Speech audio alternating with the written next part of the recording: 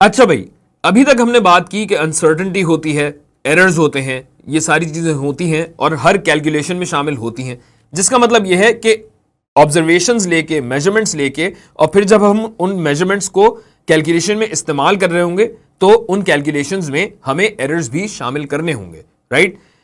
तो किस तरीके से करते हैं वो अब हम इस वीडियो में और अगली चंद वीडियोस में देखेंगे। मैथमेटिकली स्पीकिंग सिर्फ 4 ऑपरेशंस हैं जो इस्तेमाल होते हैं, या at the very basic level mathematics में सिर्फ वही 4 ऑपरेशंस होते हैं: एडिशन, सब्ट्रैक्शन, मल्टीप्लिकेशन और डिवीजन। ये सारे केसेस हम देखेंगे। इस पर्टिकुलर वीडियो में हम एडिशन और सब्ट्रैक्शन की सिर्फ बात करेंगे। और यह भी मैं आपको बता दूं कि एडिशन और सब्ट्रैक्शन जो है वो एक ही फंक्शन के 2 मुख्तलिफ रुख होते हैं, मुख्तलिफ जाविये होते हैं। तो सबसे पहले एडिशन पे आते हैं और फिर हम सब्ट्रैक्शन देखेंगे। 2 क्वांटिटीज हमें दी हुई हैं। एक हमारे पास क्वांटिटी है ए, जो कि है 12.0 और इसमें अनसर्टेनिटी है 0.1 की, जिसको हमने प्लस और माइनस 0.1 के मतलब लिख के बताया हुआ है। और क्वांटिटी बी है 5.81 प्लस और माइनस 0.02, इसमें अनसर्टेनिटी है 0.02 की। हमें करना क्या है? हमें करना है ए और बी को ऐड, और इससे क्वांटिटी हमारे पास बनेगी डी। तो बेसिकली ए में आपके पास अनसर्टेनिटी है, बी में आपके पास अनसर्टेनिटी है, तो डी में क्या होगा? डी में भी अनसर्टेनिटी होगी ना। और वो अनसर्टेनिटी टोटल क्या होनी चाहिए? जाहिर है इसकी अनसर्टेनिटी और इसकी अनसर्टेनिटीज जमा हो जानी चाहिए। कैसे जमा होंगी? कि सबसे पहले आप ये देखिए कि इस शक्ल में जब एक क्वांटिटी लिखी जाती है तो मैं आपको लिख के बता देता हूं कि अगर आपके पास क्वांटिटी है एक्स, एक हमारे पास क्वांटिटी है और इसको मैं लिख रहा हूं एक्स नॉट प्लस और माइनस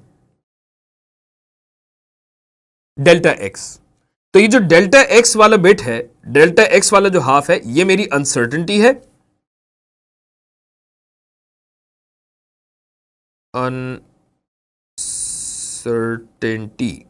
अनसर्टेनिटी नहीं है क्योंकि यहां पे आई नहीं है कोई, अनसर्टेनिटी है।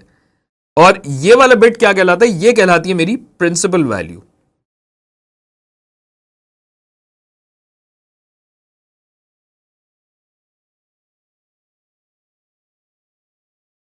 और ये तो खैर मेरी पूरी क्वांटिटी है, राइट? तो क्वांटिटी में क्या होता है कि प्रिंसिपल वैल्यू, यानी जो आपको बताया था कि प्लस और माइनस मतलब एक एवरेज वैल्यू है, उसको मैं ले रहा हूं। अगर 5 मीटर मुझे मेजर करना है तो 5 मीटर मैंने लिया, 5 मीटर में से प्लस और माइनस 0.1 मीटर, 0.2 मीटर, जो कुछ भी हो सकता है वो प्लस और माइनस यहां पे आ जाएगा, ठीक है? तो अब आते हैं कैलकुलेशन पे। सबसे पहला बिट क्या होता है, या सबसे पहला स्टेप क्या होता है? स्टेप 1 ये है कि जो आपकी प्रिंसिपल वैल्यूज हैं, प्रिंसिपल वैल्यूज पे ये ऑपरेशन कर लें। d is equal to A plus B अगर कहा हुआ है तो सबसे पहले आप d की प्रिंसिपल वैल्यू निकालने की कोशिश करेंगे। d की प्रिंसिपल वैल्यू कैसे निकलेगी? a की प्रिंसिपल वैल्यू जमा b की प्रिंसिपल वैल्यू, यानी नॉर्मल एडिशन जिस तरीके से होता है आप उस तरीके से कर लें तो d की वैल्यू आपके पास आ जाएगी। तो d नॉट हो जाएगा a नॉट जो कि है 12.0 प्लस b विच इज 5.81, और डी नॉट इस तरह आपका आया 17.81। ठीक है, अब रंग बदलते हैं जरा गिरगिट की तरह। स्टेप 2, स्टेप 2 क्या है? ये है, नहीं ये नहीं है। स्टेप 2 ये है कि आपको अब अनसर्टेनिटी निकालनी है। तो अनसर्टेनिटी कैसे निकालते हैं? डेल्टा डी आपको निकालना है। तो डेल्टा डी एडिशन के केस में क्या होगा? डेल्टा ए जमा डेल्टा बी।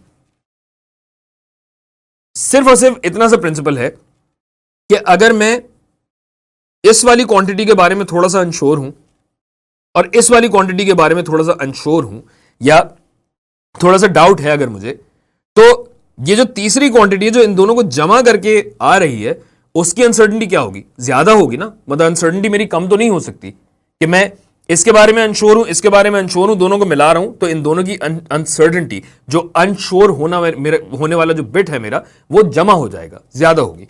तो सीधा सीधा हम अनसर्टेनिटीज को ऐड कर देते हैं। तो डेल्टा ए आपको कितना दिया गया है? 0.1 दिया गया है। डेल्टा बी आपको दिया गया है 0.02, यानी जो डेल्टा डी आपके पास बनेगा वो बनेगा 0.12। ठीक है, और फिर आप आते हैं स्टेप 3 पे। स्टेप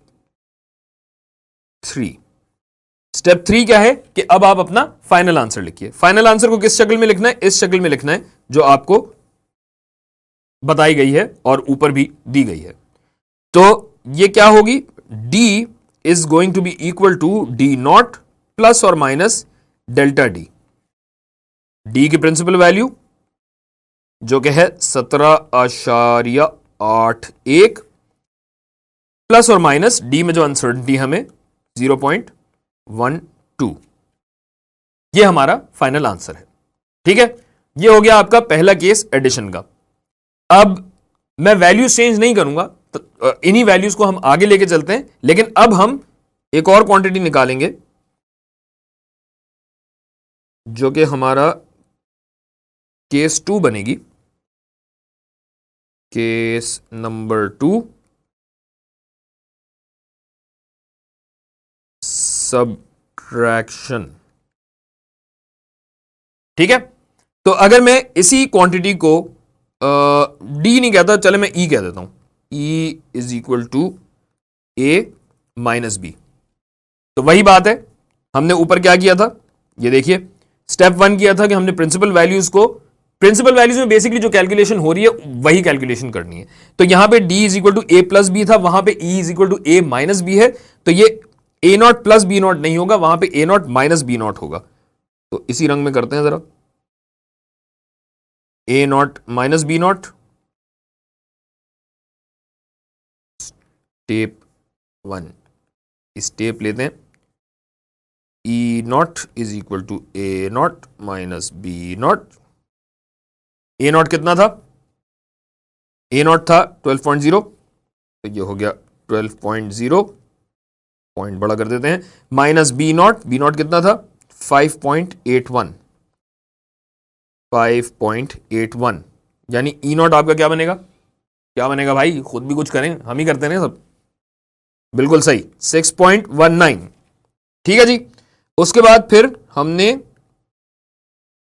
नीले रंग में किया था स्टेप 2। स्टेप 2 में क्या किया था? अनसर्टेनिटीज हमने ऐड की थी। तो अब क्योंकि सब्ट्रैक्ट हो रहा है तो अनसर्टेनिटीज क्या होंगी?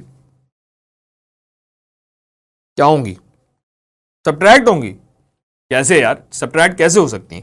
वही दो क्वांटिटीज है जो मैंने आपको बताया है कि एक क्वांटिटी है जिसके बारे में मैं अनश्योर हूं, या ये कह लीजिए कि एक बड़ी क्वांटिटी है जिसके बारे में मैं अच्छा खासा अनश्योर हूं, और उसमें से मैं एक और क्वांटिटी निकाल रहा हूं।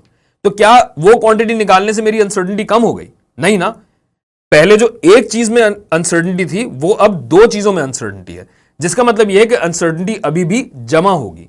मेरी अनसर्टेनिटी बढ़ रही है, इवन दो जो प्रिंसिपल वैल्यू उसको मैं सब्ट्रैक्ट कर रहा हूं। यह याद रखिए कि अनसर्टेनिटी कभी भी सब्ट्रैक्ट नहीं होती। दोबारा बोल रहा हूं, अनसर्टेनिटी कभी भी सब्ट्रैक्ट नहीं होती। जो आपका अनश्योरिटी वाला बिट है, कंफ्यूजन वाला या डाउट वाला बिट है, वो हमेशा बढ़ता है, कम नहीं होता। और अगर उसको कम करना है, बाय द वे, अगर उसको कम करना है तो फिर आप एक्सपेरिमेंट अपनी दोबारा कर लीजिए, इंस्ट्रूमेंट सारे चेंज कर लीजिए। ये भी सारी तफसीलात आपको दूसरी वीडियोस में बता चुका हूं मैं। तो बेसिकली क्या हो जाएगा कि अब जो डेल्टा ई मुझे निकालना है वो delta A plus delta B होगा। और ये डेल्टास कितने थे? बेसिकली अनसर्टेनिटी आपकी बराबर ही आएगी, 0.1 प्लस 0.02, 0.1 प्लस 0.02, और डेल्टा ई आपका आता है 0.12। अब आ जाइए स्टेप 3 पे, जो कि आपका फाइनल आंसर है। फाइनल आंसर कैसे लिखना है? E is equal to E not plus और माइनस डेल्टा ई हमें लिखना है। तो E हमारा क्या हो जाएगा भाई? E है 6.19 और डेल्टा E है 0.12। ये हमारा जवाब है सब्ट्रैक्शन में। अब बाकी दो केसेस आपके बनते हैं मल्टीप्लिकेशन और डिवीजन के। एक सेकंड, एक बात आपको बताना भूल गया। देखें भूल क्या गया, खैर मतलब एक और रुख है चीजों को देखने का।